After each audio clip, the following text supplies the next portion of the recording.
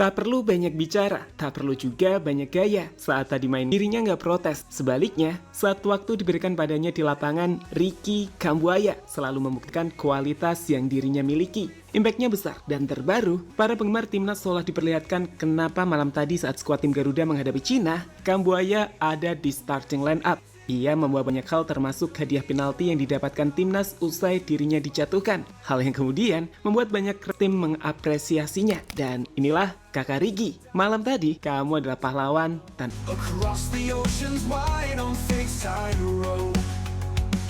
With the fire of Garuda in our souls we trust. In unity we race from the dust. With each step, with each goal.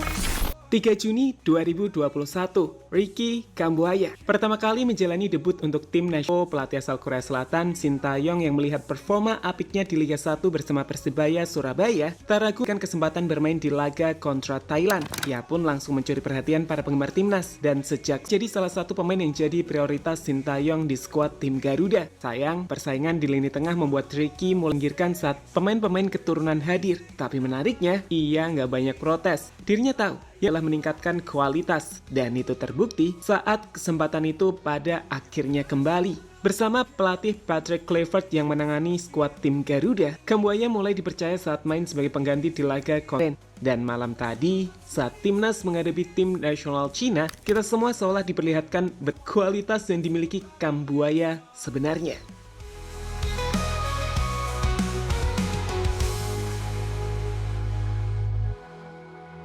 With each step goal we score.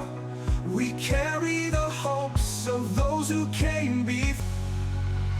In the echoes.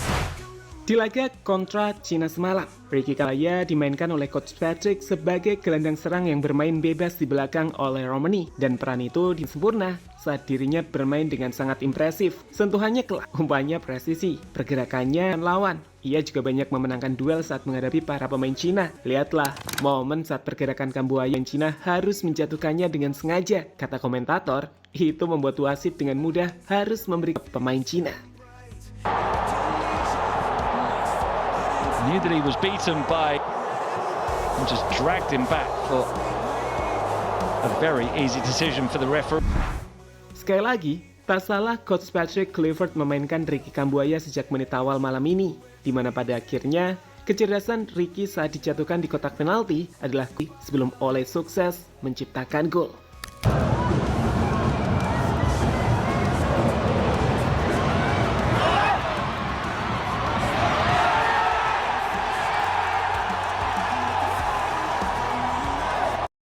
Kalian tidak usah cari bandar, karena di sini bongkarnya langsung lewat rekening kawan-kawan sekalian.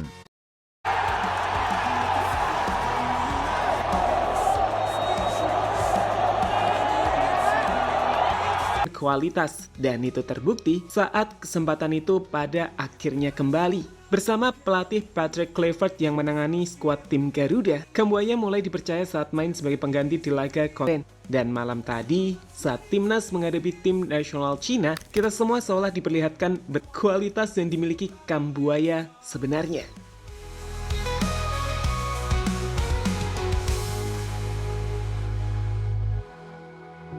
With each step goal we score.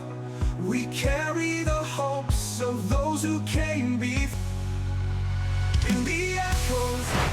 Di laga kontra Cina semalam, Ricky Kambuaya dimainkan oleh Coach Patrick sebagai gelandang serang yang bermain bebas di belakang oleh Romani, dan peran itu sempurna saat dirinya bermain dengan sangat impresif. Sentuhannya kelak, umpannya presisi, pergerakannya lawan. Ia juga banyak memenangkan duel saat menghadapi para pemain Cina. Lihatlah, momen saat pergerakan Kambuaya yang Cina harus menjatuhkannya dengan sengaja. Kata komentator, itu membuat wasit dengan mudah harus memberi pemain Cina. Knew that he was beaten by and just dragged him back for a very easy decision for the referee. Sekali lagi, tak salah Coach Patrick Kluivert memainkan Ricky Kambuaya sejak menit awal malam ini, di mana pada akhirnya kecerdasan Ricky saat dijatuhkan di kotak penalti adalah sebelum Ole sukses menciptakan gol.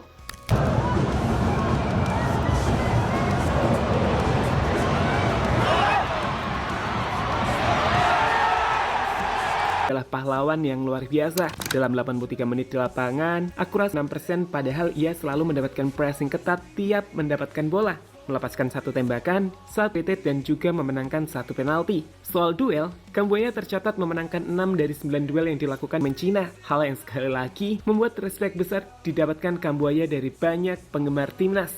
Tak terkecuali para pemain juga, seperti Choi Palpasi hingga Jaitis yang nampak memeluknya usai laga. Your destiny's revealed to the 2026 fields where the future. Pemain-pemain terbaik Liga 1 menunjukkan kualitasnya. Pat Clifford layak mendapatkan apresiasi. Keberaniannya memainkan 4 pemain Liga 1 di posisi starting line up Cina terbukti berhasil. Jadi saat Indonesia meraih kemenangan 1-0 atas Cina, 4 pemain yang langsung dimainkan Patrick sebagai starter. Mulai dari Rizky Ridho, Kambuaya, Yaakob Sayuri, dan juga Gi Maulana Fikri. Untuk Kambuaya, seperti udah kita jelaskan tadi, ia tampil dominan dengan kemampuan distribusi bola yang baik dan pergerakan tanpa bola yang cerdas. Sedangkan Egi Maulana Fikri menunjukkan kematangan yang luar biasa. Umpan 1-2-nya dengan Ole dan para pemain timnas lain mengesankan. Dan meski tak menciptakan gol, kontribusinya dalam menciptakan ruang dan peluang bagi rekan tim sangat penting dalam strategi serangan Indonesia. Yaakob dia tampil solid di posisi bek kanan, sedangkan Rizky Ridho tampil biasanya yang membuat para penyerang Cina tak berkutik.